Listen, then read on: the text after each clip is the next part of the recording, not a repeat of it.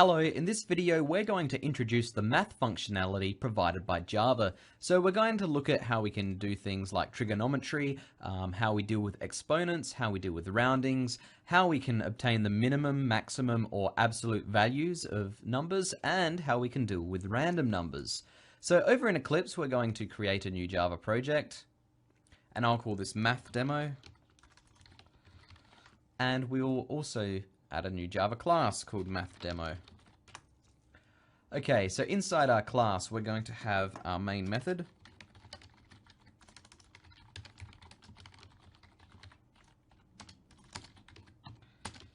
And what we're going to do to start with is simply print out the results of some of the mathematical operations. So in Java has a very extensive math library for doing all kinds of mathematical operations, and almost all of this functionality lives inside the math class. And you can see when I press dot and code complete comes up, you can see that there are a lot of static methods available for doing all kinds of mathematical operations. So whenever you need to do anything mathematical, odds are it's inside the math class. So what I'm going to do is just have a system.out.println and show some examples. So let's start with trigonometry. Luckily for us, the math, if you wanted to use sine, cosine, or tangent, the math class has these methods built in. So for example, we can call cosine using the cos method. And we might want to put it, and so this takes a number which represents an angle. And the important thing to keep in mind whenever we're dealing with trigonometry functions in Java is that the parameters for angles all need to be in radians, not degrees, which is usually what people like to deal with. So we have to remember that the parameters to cosine, sine, and tangent are in radians, but we can do a demonstration anyway. For example, let's do pi divided by 6. We can get pi simply by going math.pi, and we can divide that by 6. So if we run our program, we get a number out of this, which is 0.86, and then a whole bunch of decimal places. So as I mentioned, all of these mathematical functions expect radians. What if we've got our value in degrees? Well, we need to convert it. Luckily, the math class also has methods for converting between degrees and radians. So, for example, we can use the math.toRadians class, which takes a degree in angles as its parameter. For example, 30. Let's actually print this out.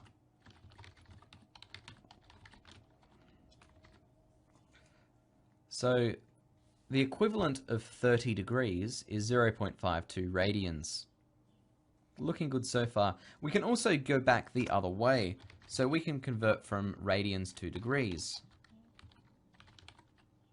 And the way we do that is with math.toDegrees. So let's put 0.52 in, and we should get something very close to 30. I'm not putting in all the decimal places. So we get, yeah, something very close to 30. So that's how we can convert from radians to degrees and to degrees from radians. I just said the same thing twice. From radians to degrees and from degrees to radians. Alright, so that's cosine out of the way. There's also, as you would expect, math.sine and math.tangent. There's also sin for the inverse sine, acos for the arc cosine of a value, and atan as well, and atan too. So that covers the trigonometry functions that I want to look at for now. So in addition to trigonometry, we have methods in Java for dealing with exponents. So, for example, we have math.exp, which returns what's it return? It returns e raised to the power of x. So we can put an x value in here. So for example, 1. So e raised to the power of 1 should return e we would expect. And we get 2.718, which is what we want. There are also methods for dealing with logarithms. So there are a couple actually. We have math.log, so the natural logarithm, math.log 10, which is the logarithm in base 10, and math.log 1p. Alright, so for example, if we go the logarithm of math.e, this should print out 1. And indeed it does. So there's log, again, there's log and log 10 for base 10 logarithms. If we want to raise a number to a power, for example, a raised to the power of b, or 10 raised to the power of 9, or anything, there's a method for that as well. And it's the power method, so math.pow. So what this does is raise a to the power of b. So, for example, 2 to the power of 3 will give us the value 8, which is what we expect, because 2 to the power of 1 is 2, 2 squared is 4, 2 to the power of 3 is 8. Alright. In addition to powers, we also have square roots. So if we want to calculate the square root of something, it's math.sqrt, or square root. So for example, the square root of 25, we would expect to be 5. And indeed, it is. So that's how we can do square roots. Now, a lot of these numbers that we've specified have like 1,000,000 decimal places. Not 1,000,000, you know what I mean. We don't always want these printed out, or we might want to round to the nearest whole number, for example. And there are a few ways we can do that. One,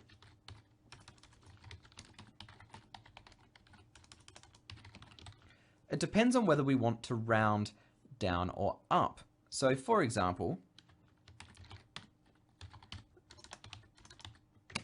the math.ceil method will round up. It rounds up to the nearest whole number, or nearest integer. So for example, if I put in 12.2 in here, math.ceil will round this to 13. There we go. Similarly, there's a method for rounding down, and it's called floor. So just have to think floor and ceiling, whether we're going up or down. So math.floor will round this to 12. Now, we've got a couple of other methods for doing rounding. So the first one we'll look at is called math.rint. And what this does is it will return the double value that's closest to the value and is equal to an integer. And if it's right in the middle of two integers, then it will return the integer value that is even. Okay, so let's have an example of this to show what I mean. If we put in 12.2, actually, let's put in another number, 15.2, just so we can tell the difference. There are errors in this project because I can't spell. So 15.2 will be rounded down in this case because the closest integer is 15, so we get 15 printed out. If I change this to 15.8, it gets rounded up to 16. If I change this to 15.5, we get it rounded up to 16 as well. So in this case, it was rounded up. If I change this to 14.5, it gets rounded down to 14. So if it's in the middle, so it's 0.5, it will be rounded up or down to the nearest even integer, and that can be useful in some cases. So that's important to keep in mind what rint actually does. And finally, there's math.round, which rounds it the number to the nearest whole number, how we would expect. So it will round up if it's at 0.5. So in our case, 14.5 should be rounded up. And indeed it is. So there you go. 4 different methods for rounding numbers in Java, all residing in the math class. So what we're going to quickly look at now is minimum, maximum, and abs. So in a lot of cases, when we're writing programs, we might want to obtain the biggest or the smallest of 2 numbers. And we could do this pretty simply using some comparisons, but it happens so often that we have some methods for doing it for us. So for example, math.max will return the maximum of 2 numbers. So if I put in 2 and 5 in here, it will print out 5. Perfect. As there is a max, there is also a min, which will return the smallest of the 2 parameters. So in this case, it returns 2. Now, there's also absolute value. Sometimes we only want to know the value of a number. We don't care if it's positive or negative.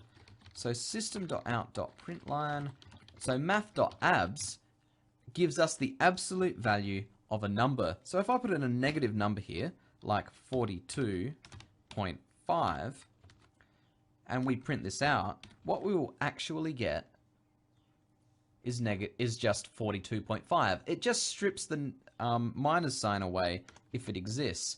So you'll notice that if I get rid of that minus sign here and we just pass in 42.5, we get the number as we would expect. So finally, what we're going to look at is getting random numbers. Random numbers are so useful when we're writing programs, whether that's for games, all kinds of applications. And so the Java Math Library provides a method for obtaining random numbers as well. And as you would expect, it resides in the math class, and the method name is simply random. So let's print this out and see what happens. You can see here we get a number, 0.844, and if we run this a few times, we'll get a different number each time. The important thing to take note of here is that random returns a double in the range of 0 to 1. So if we want to, say, get a number between 1 and 10, we would need to do a little bit of work. What we would need to do is get our random number, which is in the range of 0 to 1, multiply that by 10, which now gives us a number in the range of, a double in the range of 0 to 9.999, for example. So this is returning a double now between 0 and 999. If we want to get a number between 1 and 10, for example, we need to do even more work. We need to typecast the result to an int and add 1 to it, because otherwise it would be in the range of 0 to 9. So now we get a number, we need to typecast this entire thing to an int. And now we get a number between 1 and 10. Okay, so with that, that's all we want to look at in this video. We've only scratched the surface of the math class, by the way, but what we've done in this video is just introduce the mathematical functionality that is provided by Java. So we've looked at doing things like trigonometry, dealing with exponents, rounding numbers, and obtaining the minimum, maximum, and absolute values from numbers, and generating random numbers. So with that, that's it for this video. Thanks a lot.